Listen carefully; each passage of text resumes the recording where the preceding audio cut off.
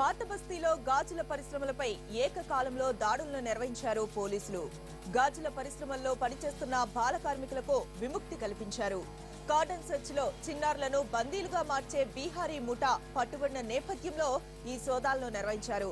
పూర్తి డీటెయిల్స్ అందించడానికి రమేష్ వైట్ల మనకు సిద్ధంగా ఉన్నారు. రమేష్, చెప్పండి, ప్రస్తుతం ఇప్పుడు ఎక్కడెక్కడ ఈ సోదాలు జరుగుతున్నాయి, ఎంతమంది బాల కార్మికులకు విముక్తి కల్పించారు, పూర్తి డీటెయిల్స్ ఇవ్వండి. హైదరాబాద్ పాత బస్తీలో గాజుల పరిశ్రమకు పెట్టిన పేరు. అలాంటి గాజుల పరిశ్రమ ఇప్పుడు పూర్తిగా బాల కార్మికులు తర్వాత బందీలైన పిల్లల చేతనే ఇక్కడ ఉన్న సేట్లు కావచ్చు, యజమానులు కావచ్చు, పెద్ద ఎత్తున వాళ్ళతో పని చేయించి కోట్ల రూపాయలు సంపాదించుతున్నారు. ఈ విషయాన్ని గత వారం రోజుల క్రితము సౌత్ జోన్ డీసీపీ స్వయంగా జరిపిన కార్డన్ సెర్చ్ లో బయటపడింది. మొత్తం 200 మంది పిల్లల్ని, బందీలుగా ఉన్న పిల్లల్ని కూడా విడిపించింది. అయితే ఈ దాడి జరిగిన తర్వాత అటు బీహార్ ప్రభుత్వం కావచ్చు, ఇటు తెలంగాణ ప్రభుత్వం వెంటనే స్పందించింది. దీంతో తెలంగాణ సీఎం వెంటనే రంగంలో దిగి ఇక్కడ పాత బస్సులో గాజుల పరిశ్రమ పైన పూర్తిగా దాడులు జరపడానికి ఒక ఆదేశాలు జారీ చేశారు. ఈ ఆదేశాల నేపథ్యంలో పూర్తి స్థాయిలో పాత బస్సులోని అన్ని పోలీస్ స్టేషన్ లిమిట్స్ లో ప్రస్తుతానికి దాడులు కొనసాగుతున్నాయి. ఇటు లేబర్ డిపార్ట్మెంట్ తో కలిసి సౌత్ జోన్ డీసీపీ నేతృత్వంలో 20 బృందాలు మొత్తం ఏకకాలంలో ఈ దాడులు నిర్వహిస్తున్నారు. ఇప్పటికీ ఒక 80 మంది పిల్లల్ని, బీహారీ చెందిన పిల్లల్ని ఇప్పటికి రెస్క్యూ చేయడం జరిగింది.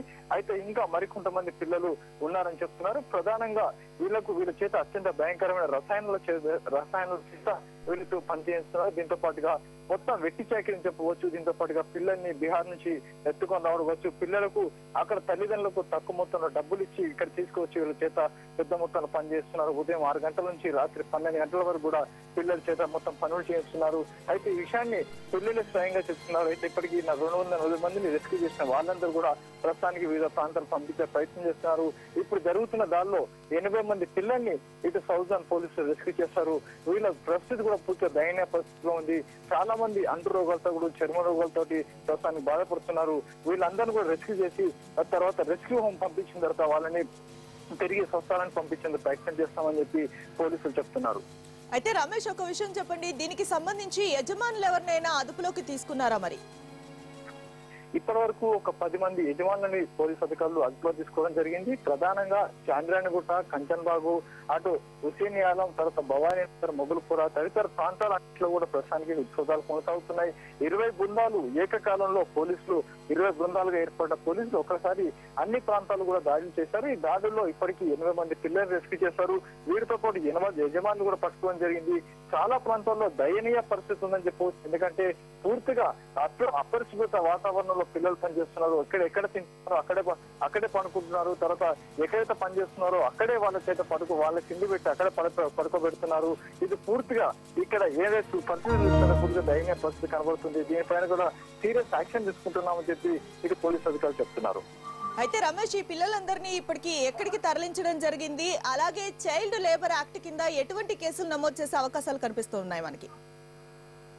ప్రస్తుతానికి పిల్లల్ని ఏదైతే రెస్క్యూ చేస్తున్నారో వీళ్ళందరూ కూడా ఒక ప్లేస్ లో పెట్టడానికి ప్రయత్నం చేస్తున్నారు. ఎందుకంటే ఒక 3 నెలలు అంటే 3 పరిశ్రమల పైన, గాజుల పరిశ్రమ పైన దాడి చేసినప్పుడు, ఒక చాంద్రాయణగుట్టలోని 2 గాజుల పరిశ్రమపై దాడి చేసినప్పుడు మొత్తం 40 మంది పిల్లల్ని రెస్క్యూ చేయడం జరిగింది. అదే మాదిరి కంచన్బాగ్ లిమిట్స్ లో ఒక 20 మంది పైగా ఆ పిల్లల్ని రెస్క్యూ చేశారు. అయితే వీళ్ళందరినీ కూడా అందరినీ ఒక దగ్గర చేర్చి రాత్రి వరకు కూడా వీళ్ళందరినీ రెస్క్యూ ఆపరేషన్ రాత్రి కూడా కొనసాగే అవకాశం ఉంది. రెస్క్యూ ఆపరేషన్ పూర్తి అయిన తర్వాత పిల్లలందరూ కూడా ఒక ఫంక్షన్ హాల్ ఇచ్చేసి అక్కడ నుంచి వీళ్ళందరూ కూడా లేబర్ డిపార్ట్మెంట్ కి అప్పగిస్తారు. ఆ తర్వాత వివిధ ఎన్జిఓస్ కావచ్చు, లేకుంటే చైల్డ్ రెస్క్యూ హోమ్స్ ఉన్నాయి, వాటికి పంపించే అవకాశం ఉంది. దీనికి సంబంధించి ఇప్పటికే లేబర్ అధికారులు కూడా కాంటాక్ట్ చేస్తారు.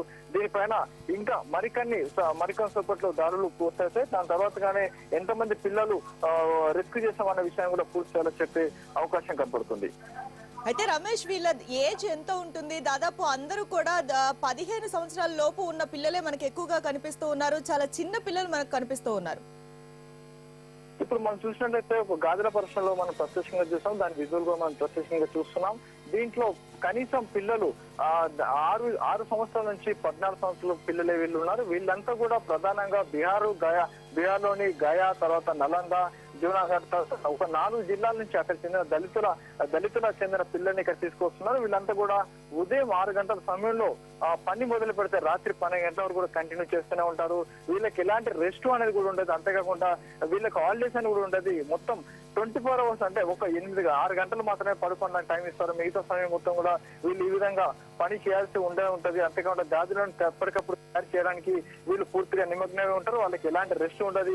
కేవలం తినడానికి ఒక 5 నుంచి 10 నిమిషాలు మాత్రం సమయం ఇస్తారు. తర్వాత మిగతా కార్యక్రమాల కోసం ఒక 5-10 నిమిషాల కోసం సమయం ఇస్తారు. అయితే పూర్తిగా వీళ్ళ చేత ఏదైతే ఒక్కసారి వీళ్ళు గాజులు తయారు చేయడానికి కూర్చుంటారో మళ్ళీ రాత్రి 12 గంటల వరకు ఈ విధంగా పిల్లలు తయారు చేస్తూనే ఉంటారు.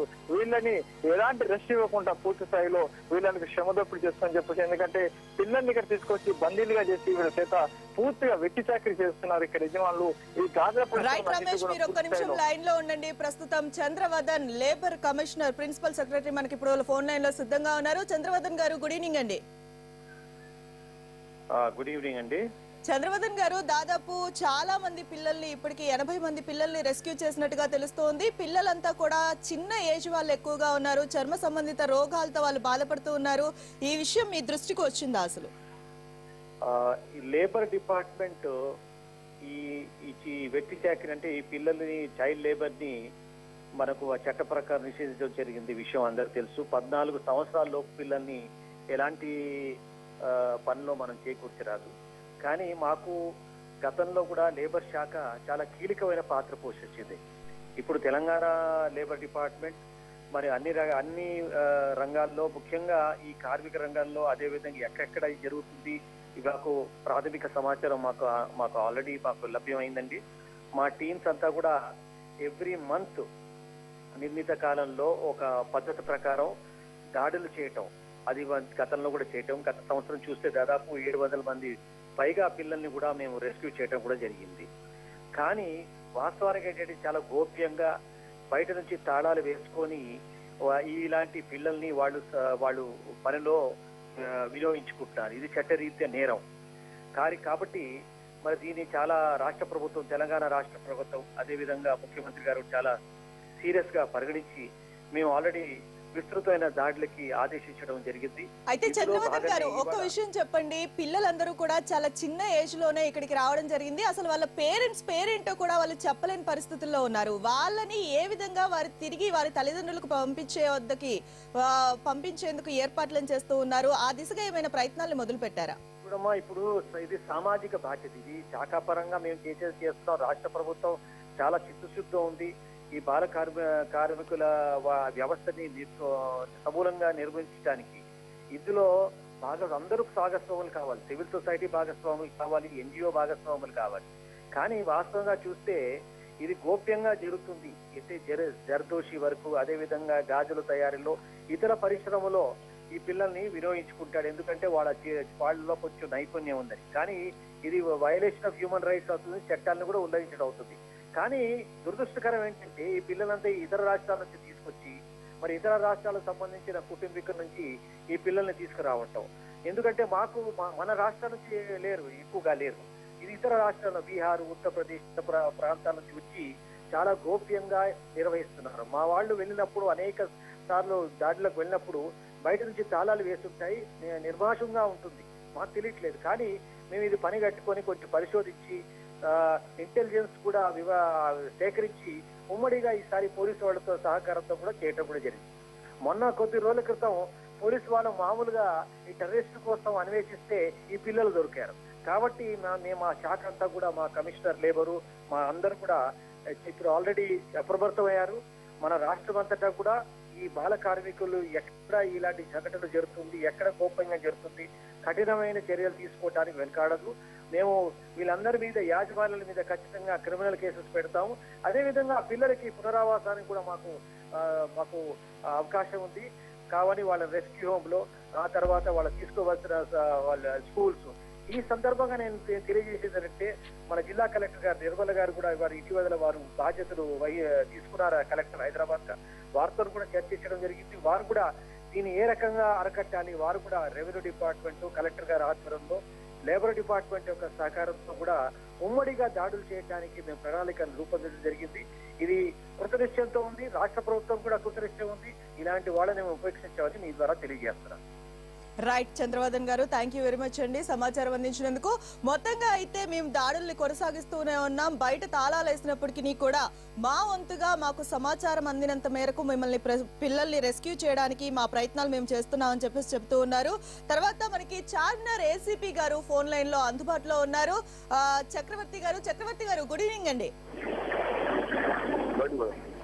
గుడ్ ఈవినింగ్ అండి చక్రవర్తి గారు, ఒక విషయం చెప్పండి. ఇప్పటి వరకు అయితే మనకు కార్డన్ సర్చ్ జరుగుతున్నట్టుగా తెలుస్తూ ఉంది. బాల కార్మికులకు సంబంధించి ఏ ప్లేసుల్లో మీరు ఈ సర్చ్ నిర్వహిస్తూ ఉన్నారు? ఇప్పటి వరకు ఎంత మందిని రెస్క్యూ చేశారండి?